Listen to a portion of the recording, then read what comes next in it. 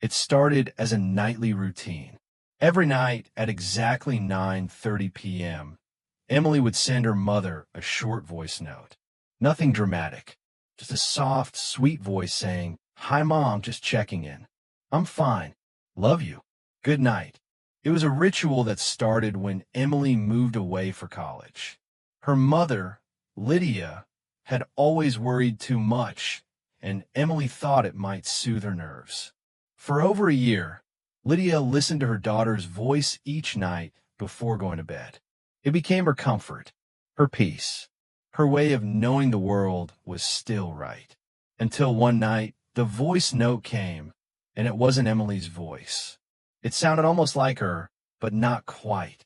The tone was off, the cadence different. It was her words, exactly the same words, but spoken too slowly with unnatural pauses. Lydia froze when she heard it, her finger trembling over the screen. She played it again and again. Something wasn't right. She tried to rationalize it. Maybe Emily had a cold. Maybe she was tired. But deep down, she knew this wasn't her daughter's voice. The next morning, Lydia called her, but the call went straight to voicemail. She texted. No reply. Hours passed. Still nothing. Panic began to claw at her throat. She called the university. Emily hadn't shown up to any of her classes. They said she hadn't been seen on campus in 2 days. Lydia's heart dropped into her stomach. She packed a bag and got on the first bus to the city, a 4-hour ride that felt like 40. When she arrived at Emily's dorm, she was met by her RA, a girl named Trish, who looked just as worried. They opened the room together. Nothing looked out of place. Emily's bed was neatly made. Her phone was missing, but her laptop was still there. Clothes hung in the closet. Books stacked neatly. Too neatly. It looked staged. Lydia sat on the bed, her hands trembling. Trish admitted she hadn't seen Emily in days either, but assumed she had gone home for a break. No one had thought to check. Lydia opened the laptop. It wasn't locked. She clicked through messages, files, photos. Everything seemed normal until she noticed a folder buried deep in her documents, labeled Dreams. Inside were dozens of audio files. Voice recordings. Emily talking to herself? Maybe. Lydia clicked on one, dated 6 months ago. In the recording, Emily was whispering. She sounded frightened. "It's happening again," she said. "I heard someone outside my window last night, but I'm on the 3rd floor. They were whispering my name. I thought I dreamed it. But this morning my window was unlocked. I never leave it unlocked." Lydia's blood ran cold. She opened another file, then another. Each one told a chilling progression. Emily had been hearing things, seeing shadows, feeling watched. She went to the campus therapist, but didn't think anyone believed her.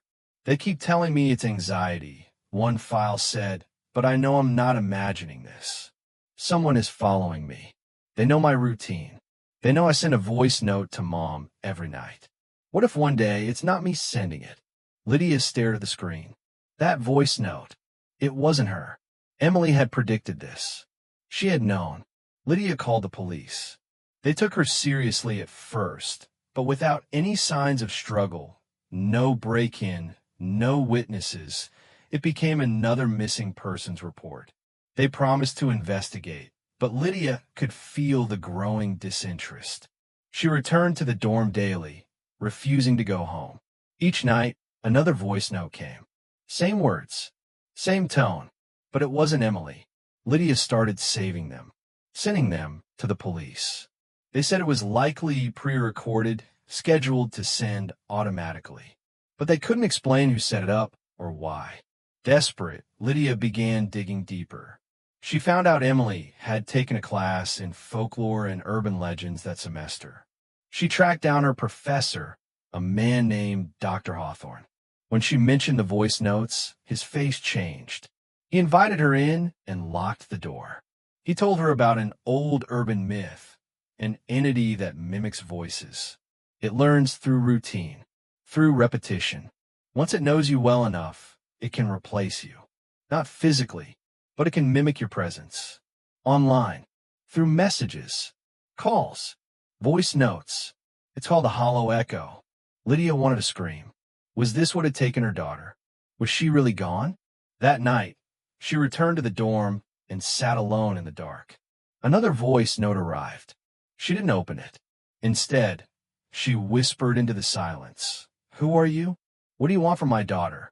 The next morning, there was no voice note. Just a photo. It was a blurry image. The inside of a basement, dimly lit. And in the background, Emily, chained to a wall, eyes wide, mouth taped shut. Lydia dropped the phone. The police finally took her seriously. They traced the image metadata to an abandoned house 2 miles from campus. A raid was conducted. In the basement, they found the exact room from the photo, but it was empty. Chain still bolted to the wall, but no sign of Emily. Just her phone, propped up, screen cracked, and one last audio file playing in a loop. I'm fine. Love you. Good night. Lydia took the phone home. She listened to the file every night. Some part of her refused to believe her daughter was gone. She started seeing shadows, hearing whispers. Then, 3 weeks later, she received a voice note again. But this time it was different. It was Emily, the real Emily. Her voice was trembling, desperate. Mom, it's me. I don't know where I am. You have to stop playing the messages. It's how it finds people. It mimics. It spreads. Please stop listening. But it was too late. Lydia had been listening. Every night, just like her daughter had. She threw the phone away, burned the laptop. She moved towns, changed numbers, tried to forget. For a while, the silence was comforting. Until one night, her new phone buzzed. A voice note. No contact name. Just a recording.